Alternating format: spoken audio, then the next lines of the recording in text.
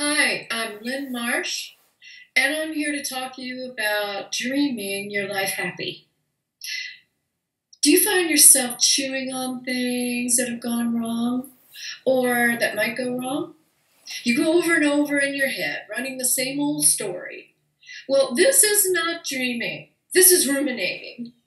Sometimes it can help you to problem solve ruminating, but it's not going to help you have a happy life. But when you stop chewing on something and pause and then accept yourself as you are, you're good enough right now. And you accept that you make mistakes and do stupid things. Everyone does. So if you can pause and get out of that endless round of trying to fix something or beating yourself up for something you did, then you'll have some room inside of yourself to do something new, something that can actually help you have what you want, a happy life, a sense of fulfillment. Now, instead of ruminating, you can use your imagination and dream what it is you want. But you can't do this until you pause and let go of what you're doing, of the ruminating that keeps you going around in circles and keeps you in linear thinking. Now, it doesn't help you to make the kind of changes inside yourself that'll lead you to a happy life. It never will. But you know what can? Dreaming. There is an immense power in your dreams. I've talked about some of the powers, and we'll continue to do this over again over time. And today I want to talk about a forgotten power that lies inside of your dreams. It doesn't matter what you call it, but when you dream what you want and desire, you're actually allowing yourself to be loved. And when you stop dreaming, you stop letting in the love. So people who shut off or diminish the power of their dreams shut off love.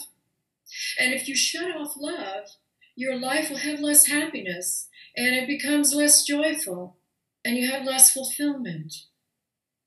You need to dream to know how much you're loved. You also need to dream to realize how beautiful you love. No matter what you think of yourself, you have a love that's beautiful inside of you. You really do. Now, whether or not you're expressing that love is another matter, but you can. You need to rediscover love in your dreaming because it's love that's going to give you the joy and peace that you so want. We all do. And last week, I talked about how important it is to forgive. Remember that? And to forgive yourself instead of judging and criticizing yourself. Some people don't know what self-forgiveness is. It's similar to self-acceptance, but not the same thing. When you forgive, you look at what it is you did that you don't feel good about. Then you need to face your impact on yourself and on others or another. And then try to understand why you did that. What was that about? Why didn't you do the thing that hurt them or hurt yourself? Then start off by forgiving yourself why you did it, for why you did it. Then maybe you can forgive yourself for what you did. But first, let's start with why. Let's say I hurt him because I wanted him to feel how it feels to be that hurt, so that maybe then he'd understand and stop hurting me. That won't work. It never works to punish someone, no matter what they do to you. Punishing or trying to manipulate will never help others change. They'll never become whatever it is you want them to be by doing that, ever. But forgiving yourself will help you be different and free to become a happier person. And now you can forgive yourself and others, but I'm talking about forgiving you right now. So you can use the same thing for forgiving someone else. When you forgive yourself, now you can change. And if you don't forgive yourself, you won't let yourself change. That's why it's so important. Now, we talked about daydreams last week, A daydream, I'm going to tell you a little bit about it. It's what happens during the day spontaneously. You might be talking to someone that you're interested in getting to know, let's say.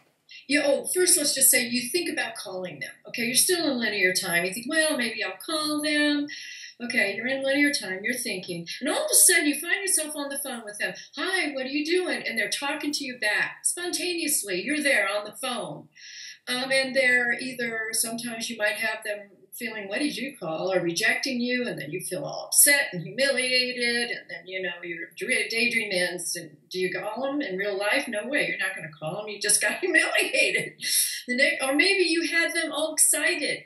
You're on the phone talking, and they're happy you called. Well, then more than likely, you'll pick up the phone and call them later. But when you're on the phone with them, that's a daydream. That is not linear time. You have slipped out of linear time and linear thinking, and you're in your imagination. And that's where the power is. People don't even touch realizing how powerful imagination can be. And we'll talk about that over time. Now, night dreams are complex, and they can be extremely powerful. But this week, for your happiness right, we actually are going to be working with your night dreams, not your daydreams. And you'll find out more about night dreams. But for now, for this week's happiness right, as you're about to go to sleep at night, I want you to say 3 times. 1 time each for your conscious, your subconscious, and your unconscious. Okay, and we'll talk about these later. But for right now, that's why you're saying it 3 times, because it's going into all 3 levels. And you're doing this right before you go to bed, when you're about to go to sleep. And say to yourself, I will remember all of my dreams tonight that help me become a happier person. Okay, that's for your conscious. Now for your subconscious, I will remember all of my dreams tonight that help me become a happier person. And then say it again for your unconscious. Okay, now you've said it 3 times. Go to sleep. And during the night, if you wake up, have a book next to you or a recording device so that you can keep a journal and record every dream that you have right then. Because if you wait till in the morning, you'll forget. And if you want, you can email me your dreams at Lyn Marsh, PhD, @gmail.com. That's LYNMARSH, PhD. And I'll include your dream in one of my videos maybe in the future. I'll keep your name confidential, of course.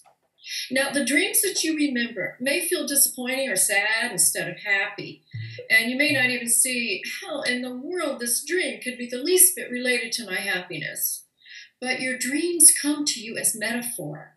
And often your dream weaver, whoever you think that may be, that you may not know, is trying to get you a message without your ego grabbing it and then interpreting it for you, and then you miss the whole point of your dream. So your night dreams might be letting you know what's in the way of being happy so that you can heal it and let it go. Okay, it's been so great talking with you, and thank you for having the courage to look for something more instead of settling for a life without happiness, joy, and fulfillment. Because you know what? They're just waiting for you. They're just waiting for you to let them in. All right, visit my blog at conversationswithanoldone.com and visit rachellove.tv to see what the producer is doing. And also, I suggest you visit Lazarus.com, and I reference a lot from Lazarus.com. They also have meditations on forgiveness and on love. All right, bye. See you next time.